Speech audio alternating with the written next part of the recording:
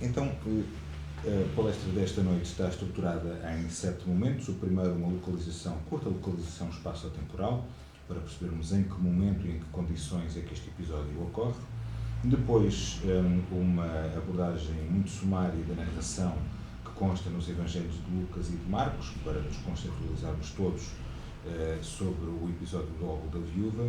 Depois refletirmos sobre a caridade da viúva, propriamente dita, e depois quem pode fazer caridade e quando fazer a caridade, recuperando aqui algumas das ilações contidas quer no Evangelho segundo o Espiritismo, quer em uma ou outra passagem de obras complementares que nos auxiliam a poder refletir sobre a profundidade da lição. Pelo menos algumas das orientações mais prementes. E por último, então, mergulharmos na narrativa completa do episódio do óvulo da viúva para conseguirmos obter um ensinamento complementar acerca deste momento e avançarmos para a conclusão da palestra.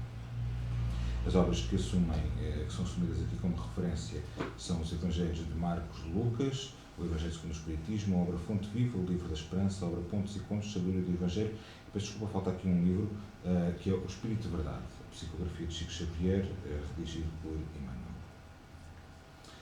Ora, o episódio conhecido como o óvulo da viúva decorre no Templo de Jerusalém e antecede a última Páscoa da vida pública de Jesus. Portanto, é um momento já em que o Cristo percebe, sabe que se aproxima uma fase culminante de uma sequência rápida de ensinamentos que ele vai ter que deixar, perpetuar tanto quanto possível, associado a exemplos marcantes, para que mais tarde os evangelistas não se esqueçam de os reportar na redação dos textos, que iriam ser perpetuados, passando testemunho por testemunho, entre os agrupamentos cristãos primitivos. E daí que este episódio, portanto, reporta um momento que nós já sabemos era alvo de uma grande agitação na cidade de Jerusalém, quando era comemorada a Páscoa. Como todos saberão, a Páscoa é comemorada pelo povo hebraico como data que assinala a libertação do seu jugo por parte dos egípcios. Os cristãos também comemoram a Páscoa, a mesma data, mas num sentido diferente. Comemoramos, enquanto cristãos, a imortalidade do Cristo após a sua crucificação e o anúncio através do episódio conhecido como a ressurreição, que não é mais do que a mensagem da imortalidade da vida. Ora, sabemos por um conjunto de indicações que Jesus estaria num espaço específico do Templo de Jerusalém. Através da descrição sentado em frente ao tesouro, percebe-se que ele estaria numa ala que era chamada o Átrio das Mulheres. Era um espaço até onde as mulheres poderiam deslocar. Daquele espaço em diante estaria reservado para os homens.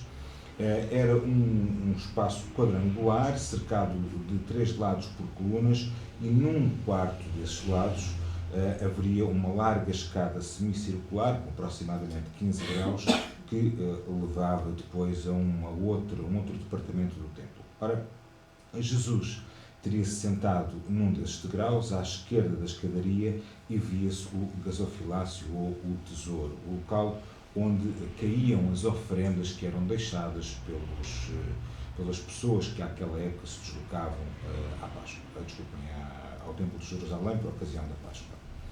Ora, se era comum durante todo o ano serem feitas ofertas no templo, naquela época era o grande acontecimento social e, portanto, aí eram lançadas as esmolas e procuravam todas as pessoas, pelo menos as mais abastadas, ter o máximo de visibilidade possível, porque de facto era o grande acontecimento social da altura. Os mais exibicionistas trocavam a importância que desejavam dar em pequenas moedas de cobre, chamadas shalcon, para terem um grande número e fazerem bastante barulho ao serem lançadas. Era mais ou menos como se nós fôssemos trocar uma nota de 5 euros por moedas de cêntimo.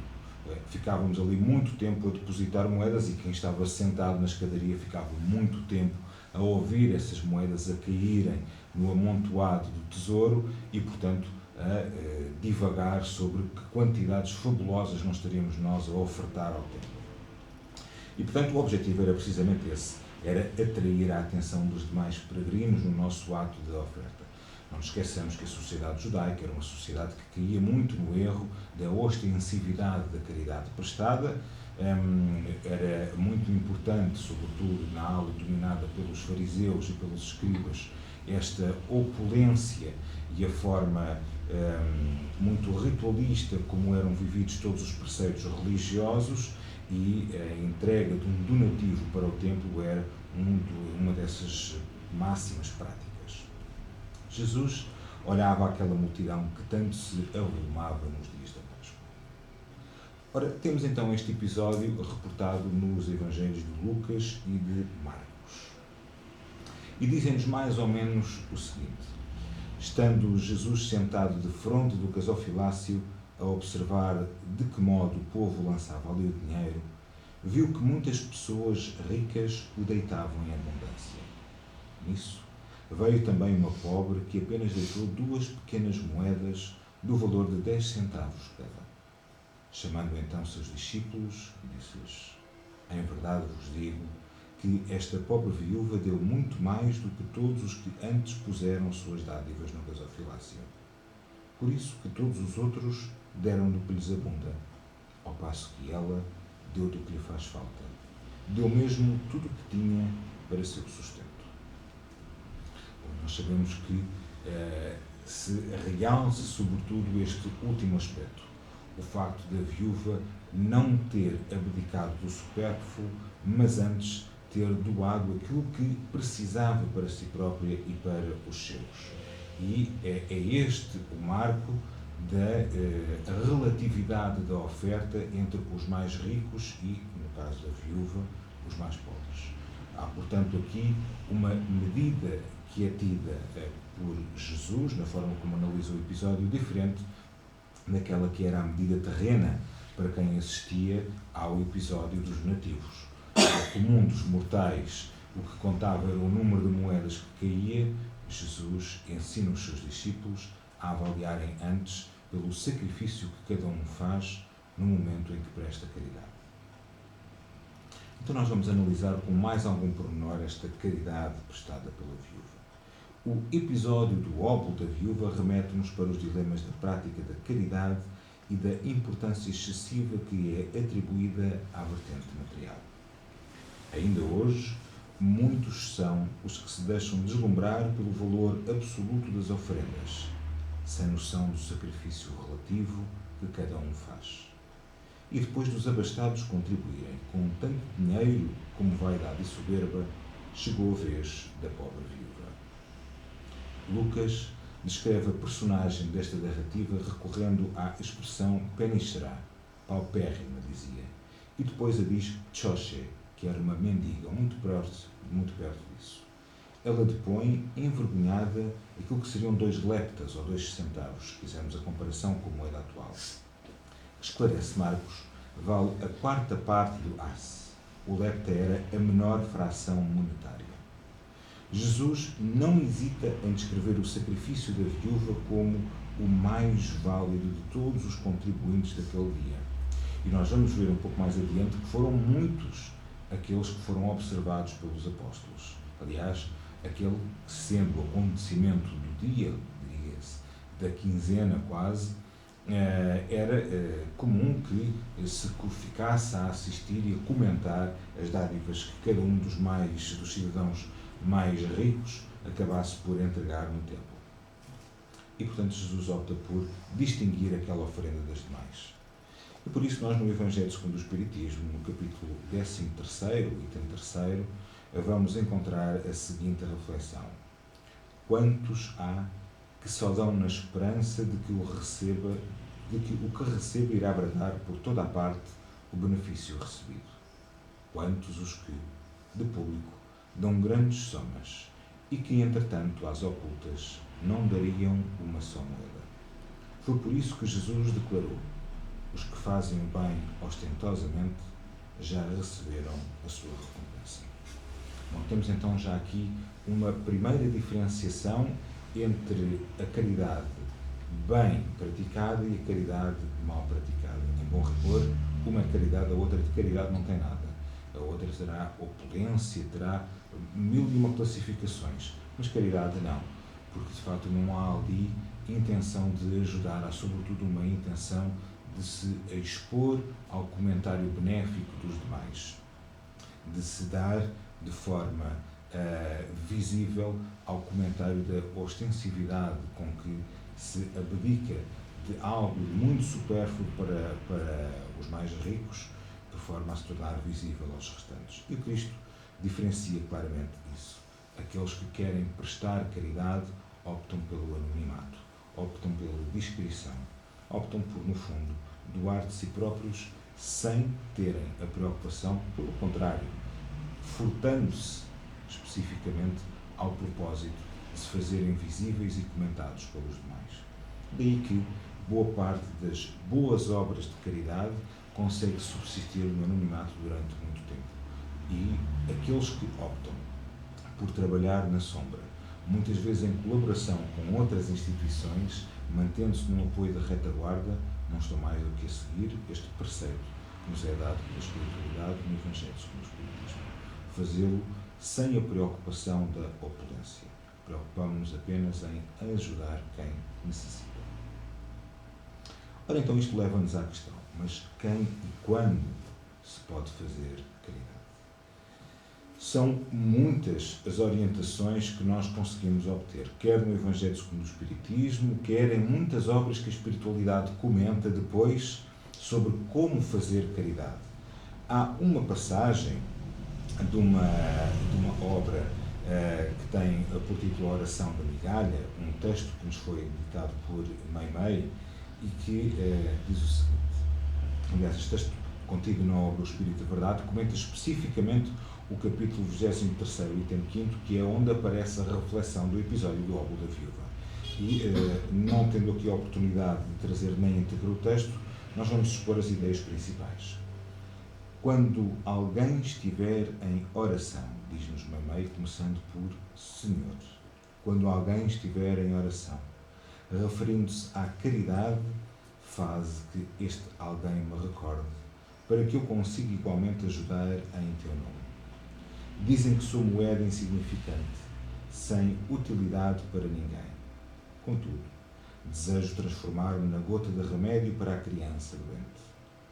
Atiram-me à distância, quando surjo na forma de pedaço de pão que sobra à mesa.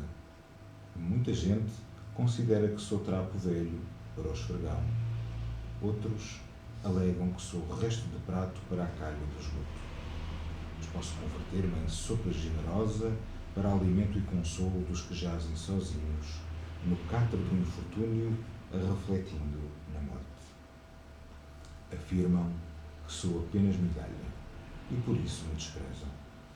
Talvez não saibam que certa vez, quando quiseste falar em amor, narraste a história de um dracma perdida e, reportando-te ao reino de Deus, tomaste uma semente de mostarda por base de teus ensinos. Faz, Senhor, que os homens me aproveitem nas obras do bem eterno.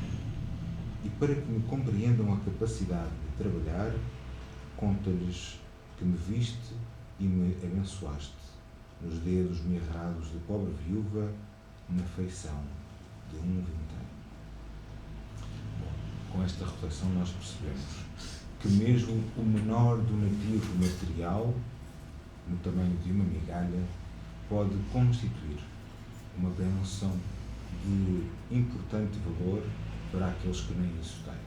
Poderá fazer-lhes muitas vezes a diferença entre um instante de esperança e de consolação, no fundo, a missão que todos nós espíritas ambicionamos poder desempenhar quando surgir a oportunidade, ao invés de deitarmos para o lixo aquilo que de facto era supérfluo, e vez que optamos nós, consciente ou inconscientemente, por não lhe dar qualquer tipo de utilidade, quando poderíamos fazer de forma diferente.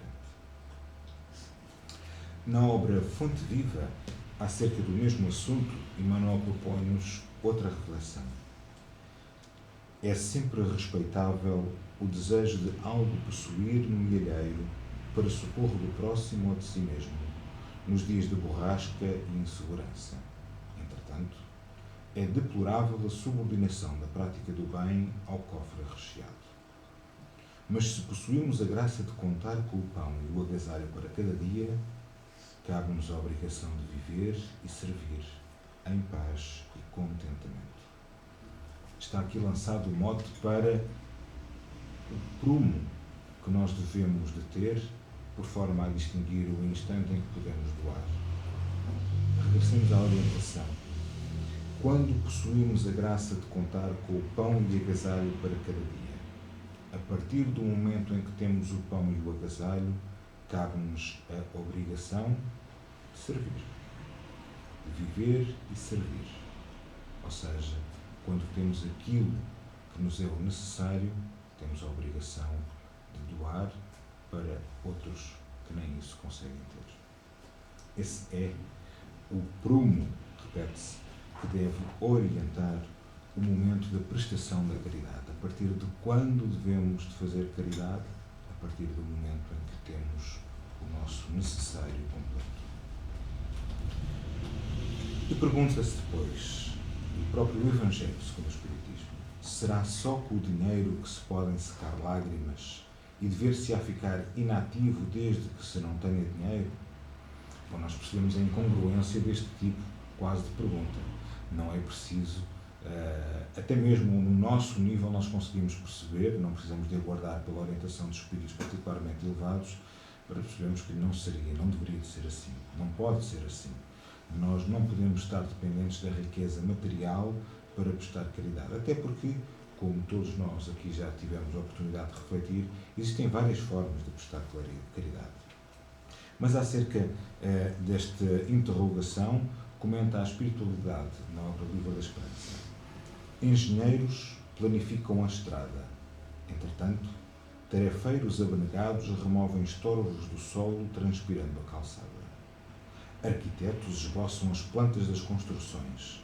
Todavia, a fim de que a obra se erga, esfalçam-se pedreiros suarentos na garantia dos alicerces. Engenheiros estruturam as máquinas que exaltam a indústria.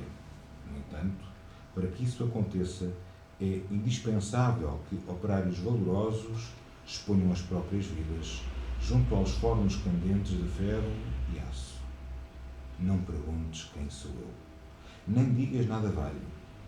Honremos o serviço que invariavelmente nos honra, guardando-lhe fidelidade e ofertando-lhe as nossas melhores forças, ainda mesmo quando se expresse através da ocupação supostamente esquecida na retaguarda.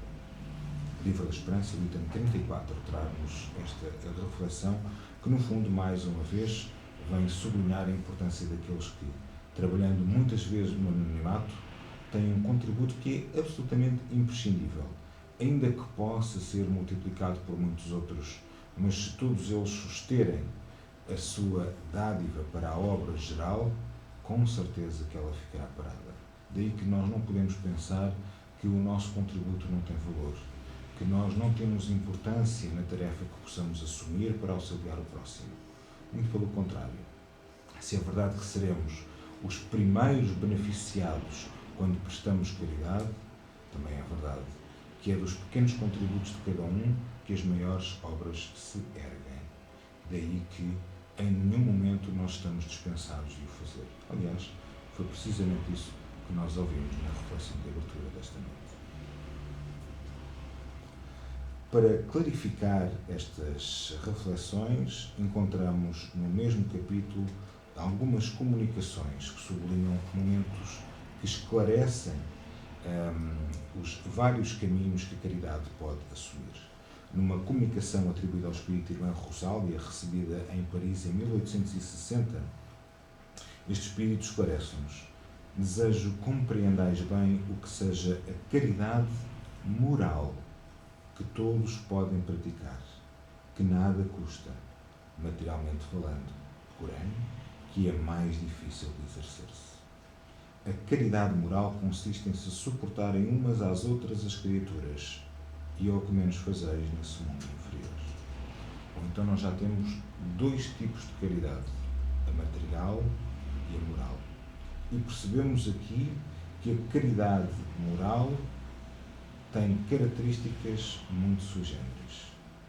Está ao alcance de todos. não tem qualquer custo material, mas é mais difícil de ser feita.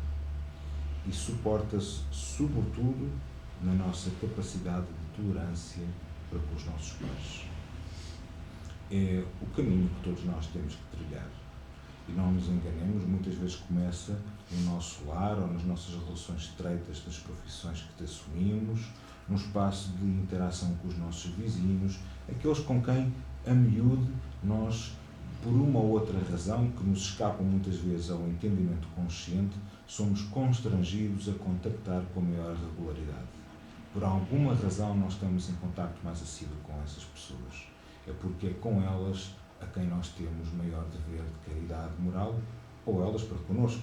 No final, depois saberemos em que meio é que estará a verdade.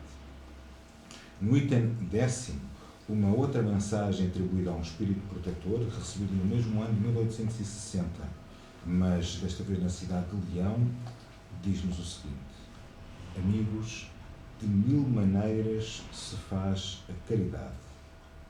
Podeis fazê-la por pensamentos, palavras e ações. Temos 3 níveis de prestar caridade. Portanto, para além da distinção entre a caridade material e a caridade moral, temos depois a caridade que pode ser feita por pensamentos, a caridade que pode ser feita por palavras, a caridade que pode ser feita por ações. E nós sabemos que nem todas as pessoas aceitam bem um ato de caridade. E já vamos refletir também um pouco daqui a pouco sobre as diferentes classificações que este gesto pode ter. A ação de caridade pode ser bem ou mal interpretada. Mesmo as palavras, quando de esperança e consolação, podem ser bem ou más recebidas. Mas quando atos ou palavras podem falhar, temos sempre como último reduto o pensamento, ou seja, a prece. O Espírita sabe, através da lei de ação-reação, que não há ato nenhum que não tenha consequência. Daí que um pensamento benévolo, por quem quer que seja, tem sempre uma consequência. Pode ser mais ou menos imediata, consoante a disponibilidade mental com que o seu receptor pode estar naquele instante. Mas, invariavelmente, ela tem um retorno. Quanto mais não seja o retorno benéfico para o próprio que emite. No item 13º, ainda do Evangelho segundo o Espiritismo, nós temos a mensagem interessante, muito interessante, recebida na cidade de Leão, 1861, atribuída ao espírito Carita, que foi um espírito de uma mulher martirizada em Roma. E começa por dizer: chamo-me caridade. Sigo o caminho principal que conduz a Deus. Importante logo este esclarecimento.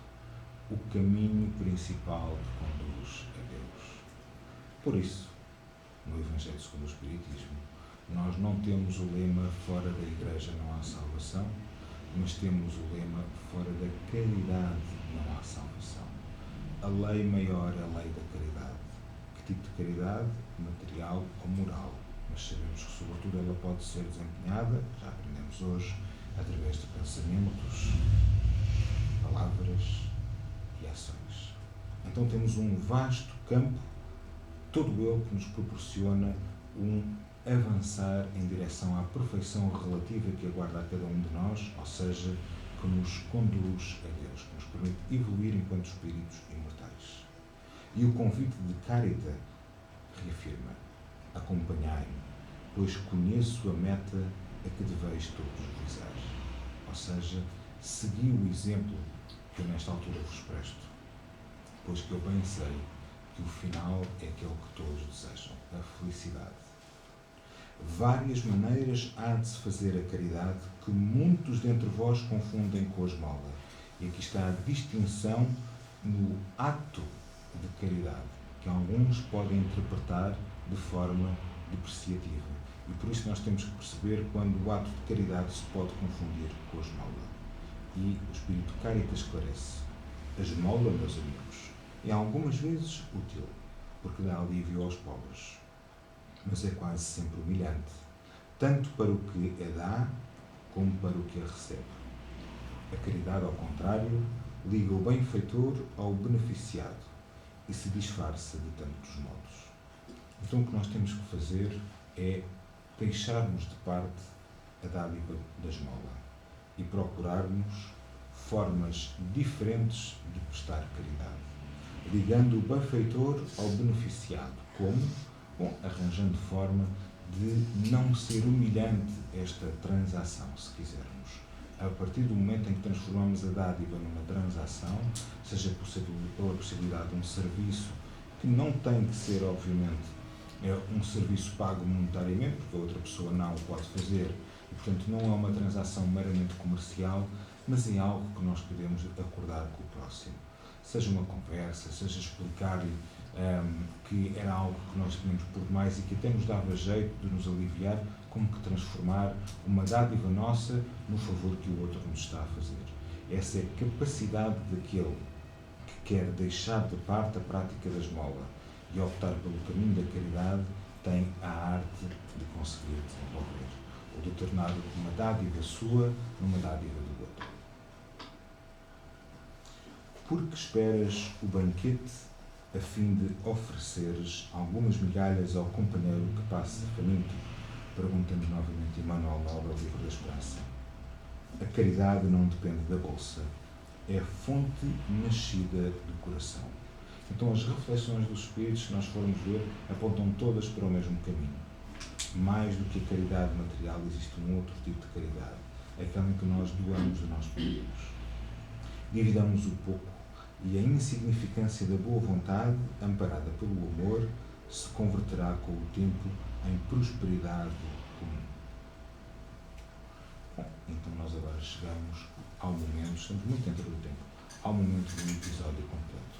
Já percebemos os vários tipos de caridade que o Evangelho nos proporciona refletirmos, os espíritos benfeitores esclarecem-nos complementarmente algumas orientações acerca desta prática, mas afinal, o que é que está por detrás da história do óbolo da viúva? Não é? Porque esse é o mistério da palestra desta noite.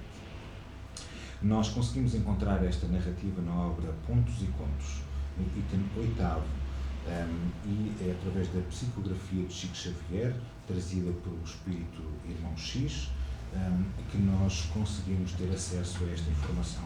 É uma obra que está disponível gratuitamente na internet, portanto, quem quiser consultar e depois ler na íntegra, poderá fazê-lo. E a história acaba por nos reportar a um conjunto de reflexões que nós temos estado aqui a fazer. Não obstante a necessidade de reflexão sobre as condicionantes que revestem a caridade material, observamos com atenção o principal rumo que é tomado por este ensinamento no Evangelho segundo o Espiritismo. É que, quando nós formos ler o Evangelho segundo o Espiritismo, se formos analisar com cuidado, nós encontramos que Kardec explica claramente que, independentemente do dinheiro com que cada um possa contribuir, impondo-se maior ou menor sacrifício, existem outras formas de se ser caridoso, porventura ainda mais agradáveis a Deus. Mas nós paramos e refletimos, mas o episódio da viúva fala sobretudo na contribuição monetária. Mas Kardec vem dizer acerca deste episódio que há outras formas, porventura mais agradáveis de ser caridoso. Então, parece que falta qualquer momento à história do óbolo da viúva. E é isso que nós vamos aprofundar hoje, conhecendo completamente esta passagem. Na Assembleia do Templo de Jerusalém, os descendentes do povo exibiam generosidade invulgar. Vestes de linho e valiosas peles, enfeites dourados e aromas indefiníveis impunham ali deliciosas impressões aos sentidos. Os fariseus, sobretudo, demonstravam um apurado zelo no culto externo, destacando-se pela beleza das túnicas e pelos ricos presentes ao santuário. Era, portanto, um desfilar, o grande evento social da época, a migração na peregrinação ao templo por ocasião da Páscoa. Todos vestiam os seus melhores trajes para se tornarem visíveis no instante de doação. Jesus e alguns discípulos acompanhavam as manifestações populares. Judas, empolgado pelo volume das ofrendas, abeirava-se do cofre aberto, seguindo os menores movimentos dos doadores com a cobiça no olhar. A certa altura, aproximou-se do Messias. Mestre, Jeroboão, o negociante de tapetes, entregou 20 peças de ouro. E Jesus comenta num tom compassivo: oh, abençoado seja Jeroboão, porque conseguiu renunciar a excesso, evitando pesados desgostos. Esta reflexão, ainda que tivesse como uma das intenções serenar o ânimo exaltado de Judas, não deixa de ter um ensinamento contido. É de que, de facto, quando nós acumulamos muita riqueza, estamos a expor-nos a desgostos profundos. Quanto mais não seja quando nos abeiramos de um instante de perder essa riqueza. Seja por um infortúnio, um incêndio, a destruição, um acidente natural, a necessidade de ter que gastar uma grande soma para reconstruir algum tipo de empreendimento, financiar uma necessidade de um parente próximo, etc. Ora, tudo isto acabam por ser muitas vezes ocupações relativamente supérfluas e que seriam desnecessárias de nós nos expormos a elas. Quando, pelo contrário, utilizamos o excesso de rendimentos que nós temos para de imediato praticar caridade, a verdade é que damos utilidade a esse excesso de rendimentos que temos. E por isso, Jesus diz que Jeroboão, ao renunciar a este excesso, evita pesados desgostos. A seguir, Judas volta, com indisfarçável desapontamento, mas discorridos alguns instantes comenta: Zacarias, o velho perfumista, sentindo-se enfermo e no fim dos seus dias, trouxe 100 peças. Sim, porque o largar das moedas muitas vezes era feito de forma pausada, de modo a permitir que se fossem contando peça a peça a dádiva que era dada por cada um. Portanto, era relativamente comum depois comentar-se como se um resultado de um evento desportivo tivesse cessado e descrevendo-se a dádiva que cada um dava. Ora, Zacarias, o perfumista, trouxe 100 peças. E Jesus, mais uma vez, com relativa serenidade, revela: bem-aventurado seja ele, mais vale confiar a fortuna aos movimentos da fé que legá-la a parentes ambiciosos e ingratos. Zacarias prestou incalculável benefício a ele mesmo. Bom, é que há muitos que acumulam riqueza e entendem que há grande mérito de sua parte em guardar essa riqueza por forma a passar por via do testamento aos seus parentes. Bom, existe algum mérito quando nós abdicamos do que é nosso para dar aos outros, mas a verdade é que restringir o usufruto de grandes riquezas a 2 ou 3 parentes consanguíneos tem normalmente 2 efeitos perniciosos. O primeiro, imediato, é o de que durante todo esse tempo poderíamos ter beneficiado a muitas outras pessoas e optamos por não o fazer.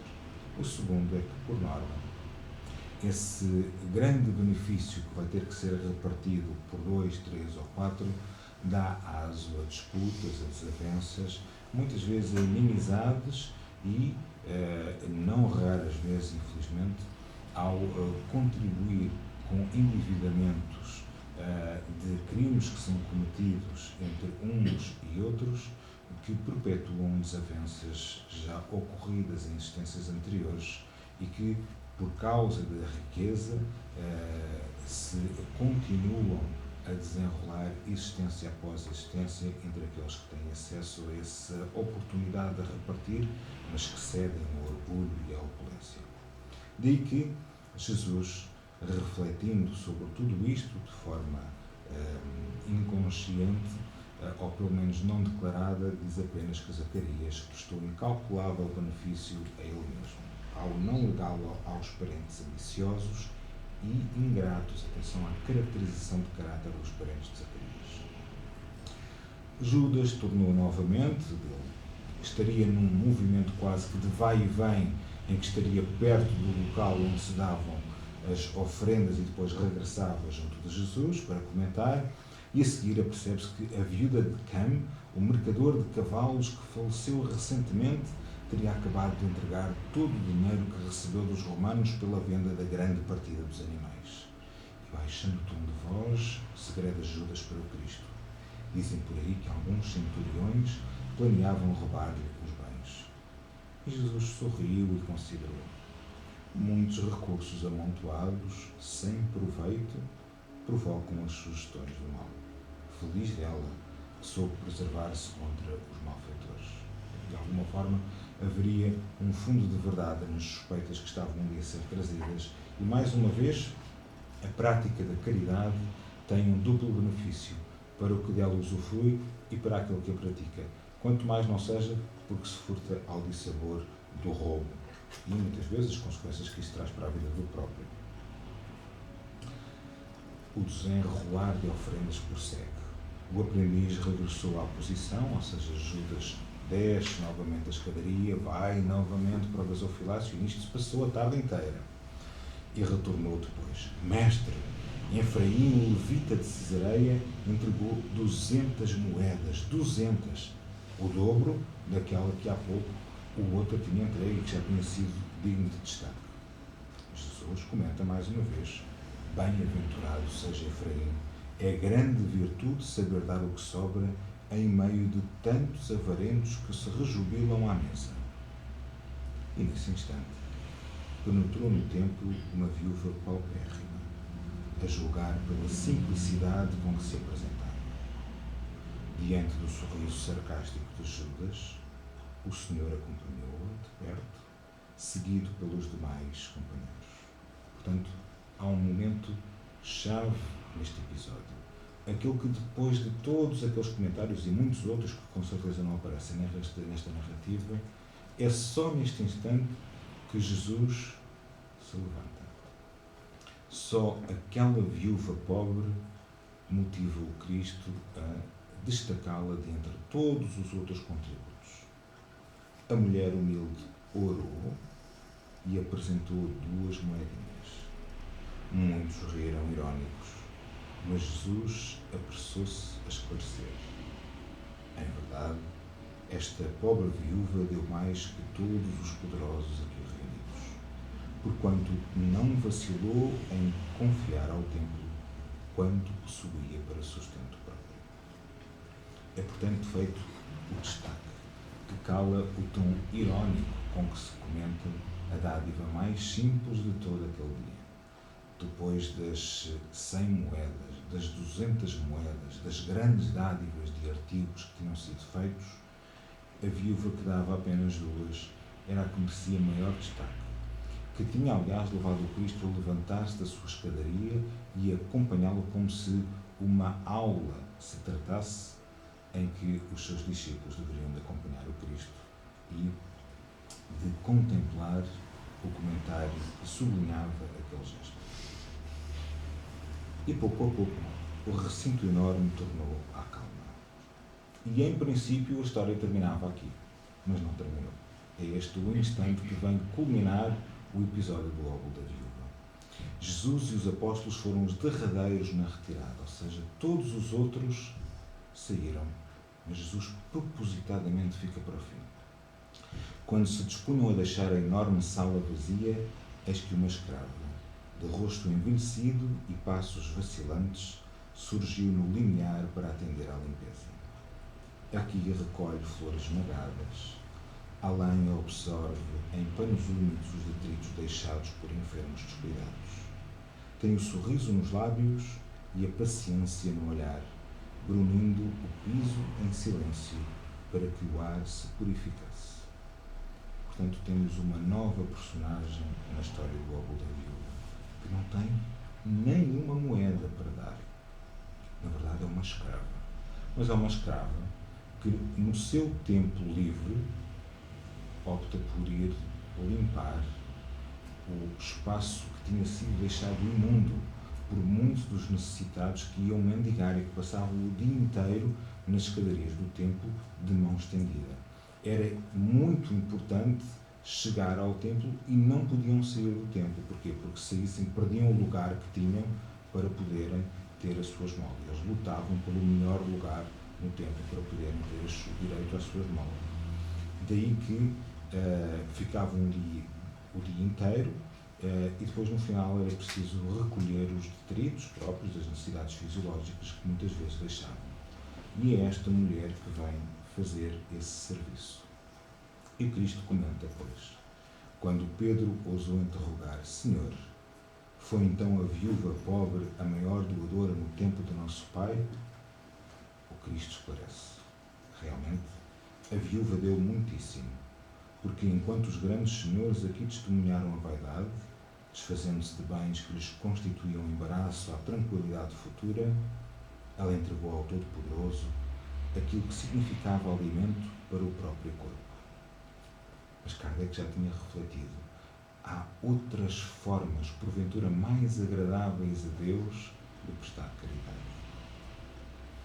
E em seguida, o Cristo apontou para o indicador a serva anónima que se incumbia da limpeza e concluiu: a maior benfeitora para Deus, aqui, no entanto, ainda não é a viúva humilde que se desfez do pão de um momento. É aquela mulher dobrada de trabalho, frágil e macilenta, que está fornecendo à grandeza do templo o seu próprio suor. Este é o episódio do óbolo da viúva. Com este de conclusão, nós podemos refletir o seguinte: que todo aquele que sinceramente deseja ser útil aos seus irmãos, mil ocasiões encontrará de realizar o seu desejo. Procure-as e elas se lhe depararão.